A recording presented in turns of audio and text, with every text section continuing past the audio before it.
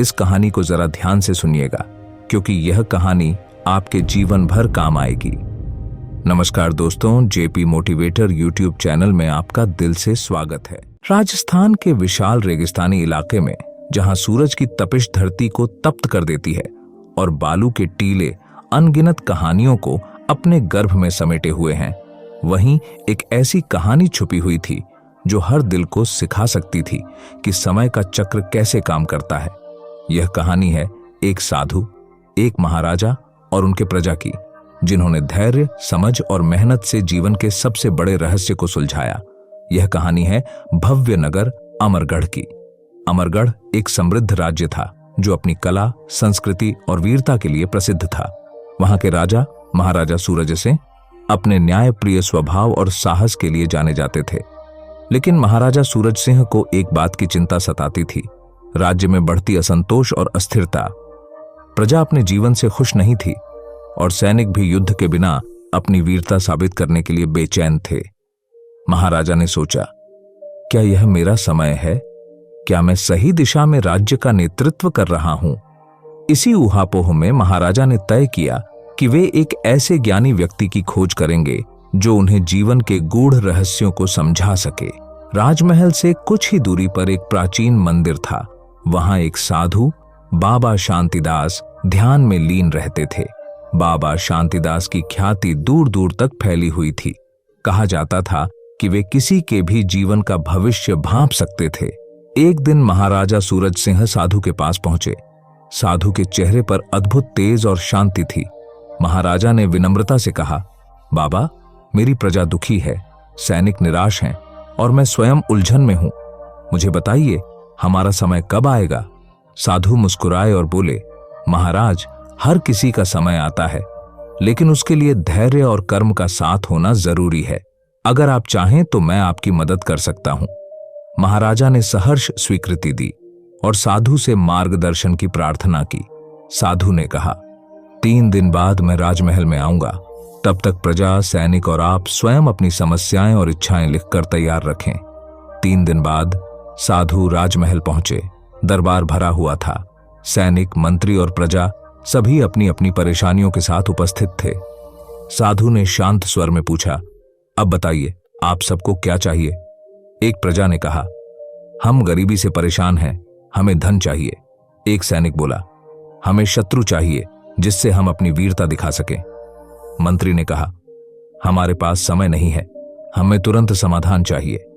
साधु ने सबकी बातें सुनी और कहा, समय तो सबके पास है, लेकिन उसे समझने का तरीका अलग अलग है। अब मैं आप सबको एक रहस्यमय यात्रा पर लेकर चलूंगा। यह यात्रा आपको आपके समय का महत्व समझाएगी। साधु, महाराजा, सैनिक और कुछ प्रजा को लेकर रेगिस्तान की ओर निकल पड़े। यात्रा कठिन थी। तपती रेत, तेज धूप और दूर दूर तक पानी का नामो निशान नहीं। सभी लोग धीरे धीरे थकने लगे। रास्ते में साधु ने कहा, यात्रा के दौरान जो भी कठिनाई आएगी उसे ध्यान से देखना और महसूस करना, यही तुम्हारे सवालों का जवाब देगी। पहले दिन वे एक छोटे गांव पहुंचे। वहां एक गरीब कुम्हार था जिसने साधु से पूछा, बाबा, क्या मेरा समय कभी बदलेगा? मैं सारा दिन मेहनत करता हूं, लेकिन मुझे बस पेट भरने लायक रोटी मिलती है। साधु ने मुस्कुराते हुए कहा, तुम्हारा समय जरूर बदलेगा, लेकिन तब जब तुम्हारी मेहनत के साथ तुम्हारा दृष्टिकोण भी बदलेगा। सभी ने कुम्हार की कहानी सुनी और आगे बढ़ गए। दूसरे दिन रेगिस्तान में एक स्थान पर उन्हें एक बूढ़ा व्यक्ति मिला जो पानी की तलाश में भटक रहा था। उसने कहा, मैं सालों से पानी का स्रोत खोज रहा हूं, लेकिन कुछ नहीं मिला। क्या मेरा समय कभी आएगा? साधु ने कहा, तुम्हारा समय तब आएगा जब तुम अपनी दिशा बदलोगे। कभी कभी सही समय के लिए रास्ता बदलना पड़ता है। सैनिक और महाराजा ने इस बात पर विचार किया और महसूस किया कि वे भी अपनी समस्याओं को एक ही दृष्टिकोण से देख रहे थे। तीसरे दिन साधु ने सभी को एक प्राचीन खंडहर के पास रुकने को कहा। उन्होंने वहां से एक घड़ा निकाला जिसमें एक पत्र रखा था। पत्र में लिखा था, समय वही बदलता है जो स्वयं को बदलने का साहस रखता है। केवल प्रतीक्षा करने से कुछ नहीं होगा। कर्म, धैर्य और सही दिशा ही समय को तुम्हारे पक्ष में लाते हैं। साधु ने कहा, महाराज, यह खंडहर कभी एक समृद्ध राज्य था, लेकिन इसके राजा ने कर्म करना छोड़ दिया और समय का इंतजार करने लगा। परिणाम स्वरूप राज्य बर्बाद हो गया। समय तुम्हारे इंतजार में नहीं बैठा है, तुम्हें उसे कर्म से अपनी ओर मोड़ना होगा। साधु ने महाराजा और सभी को वापस राजमहल लौटने को कहा। वहां पहुंचकर महाराजा ने प्रजा और सैनिकों को संबोधित करते हुए कहा, साधु ने हमें सिखाया है कि हमारा समय तभी आएगा जब हम कर्म, धैर्य और सही दिशा में काम करेंगे। अब से हम शिकायत नहीं करेंगे, बल्कि अपने जीवन को बेहतर बनाने के लिए मेहनत करेंगे। प्रजा ने अपने कर्तव्यों को समझा। सैनिकों ने अपनी ऊर्जा को राज्य की सुरक्षा और सेवा में लगाया और महाराजा ने अपनी जिम्मेदारियों को नए जोश से निभाना शुरू किया।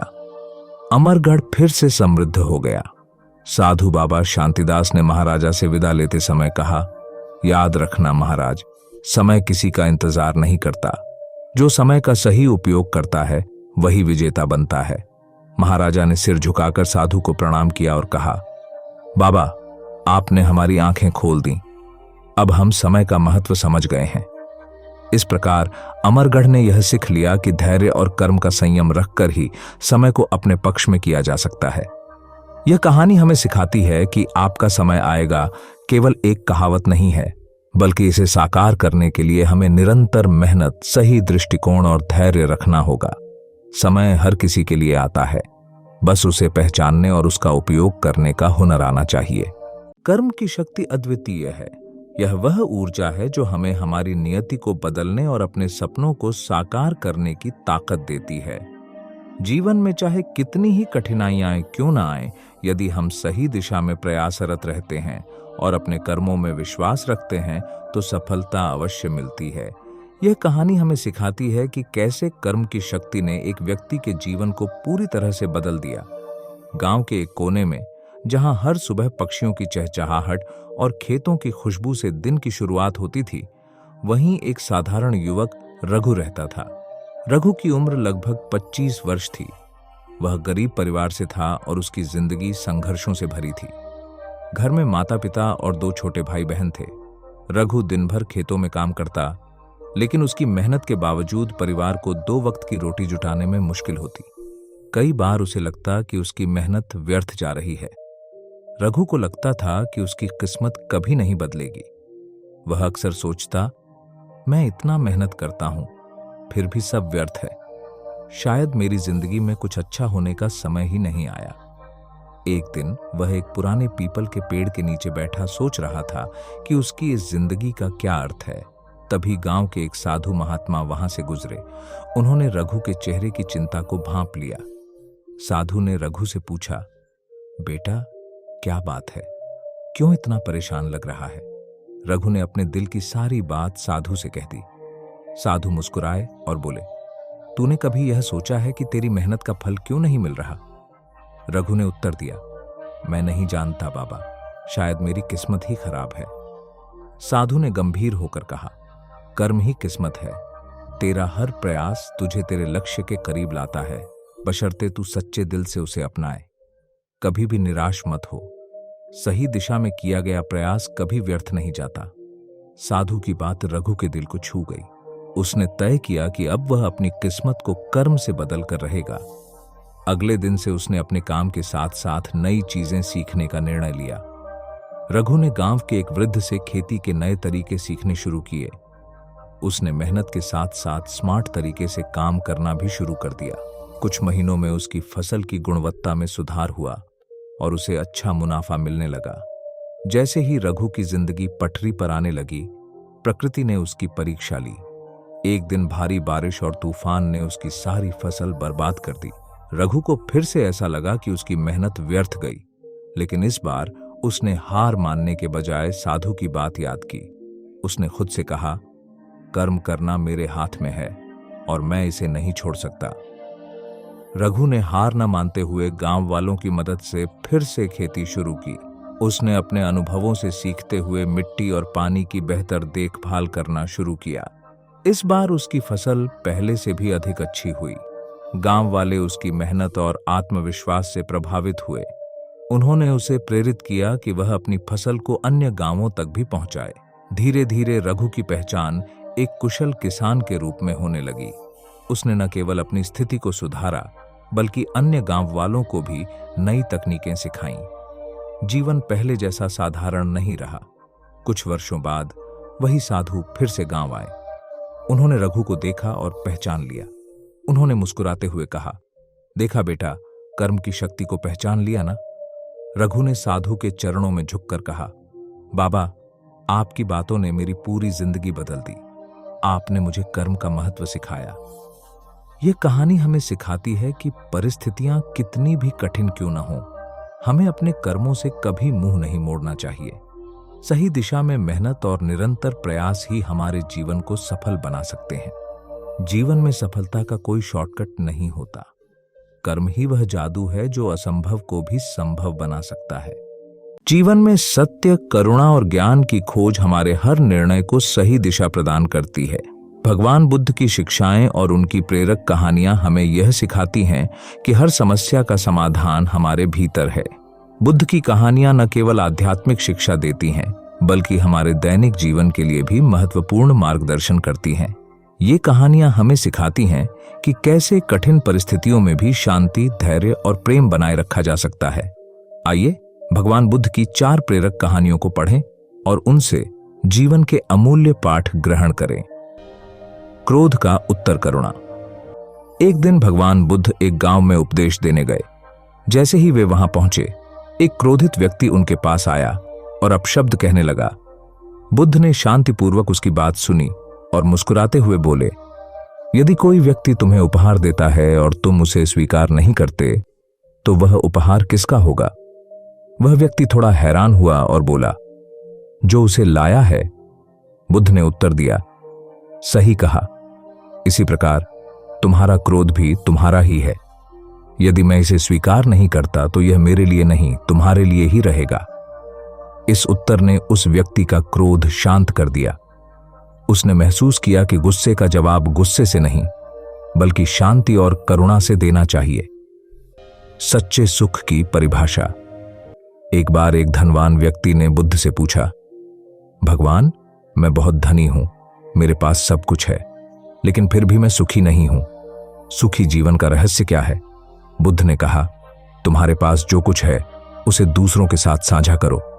उस व्यक्ति ने बुद्ध की बात मानी और अपने धन का एक बड़ा हिस्सा जरूरतमंदों में बांट दिया। कुछ समय बाद वह बुद्ध के पास आया और बोला, भगवान, मैंने आपकी बात मानी और अब मुझे सच्चा सुख मिल रहा है। बुद्ध ने उत्तर दिया, सच्चा सुख केवल संग्रह में नहीं, बल्कि दान और सेवा में है। जब तुम दूसरों की भलाई के लिए कार्य करते हो, तभी तुम्हारा मन सच्चे सुख का अनुभव करता है। संसार की सच्चाई। एक महिला अपने मृत बच्चे को लेकर बुद्ध के पास आई और रोते हुए बोली, भगवान, कृपया मेरे बेटे को पुनः जीवित कर दें, मैं उसके बिना नहीं रह सकती।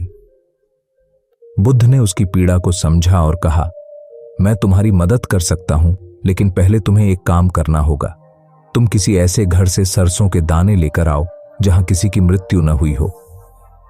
वह महिला तुरंत दाने की खोज में निकल पड़ी, लेकिन हर घर में उसने सुना कि किसी न किसी ने अपने किसी प्रिय को खोया है। आखिर में वह महिला समझ गई कि मृत्यु जीवन का एक अटल सत्य है। जब वह बुद्ध के पास लौटी तो उसने कहा, भगवान, अब मैं समझ गई हूं कि जीवन में दुख सभी के हिस्से में आता है, हमें इसे स्वीकार करना सीखना चाहिए। बुद्ध ने मुस्कुराते हुए कहा, सत्य को स्वीकार करना ही सच्ची शांति का मार्ग है। अहंकार का त्याग। एक बार एक राजा ने बुद्ध से पूछा, भगवान, मैं सबसे बड़ा हूं, सबसे शक्तिशाली हूं, मुझे कैसे और महान बनना चाहिए? बुद्ध ने उसे एक कटोरा दिया और कहा, जाओ और इसे पानी से भर कर लाओ, लेकिन ध्यान रहे कि एक भी बूंद गिरनी नहीं चाहिए। राजा ने ऐसा ही किया।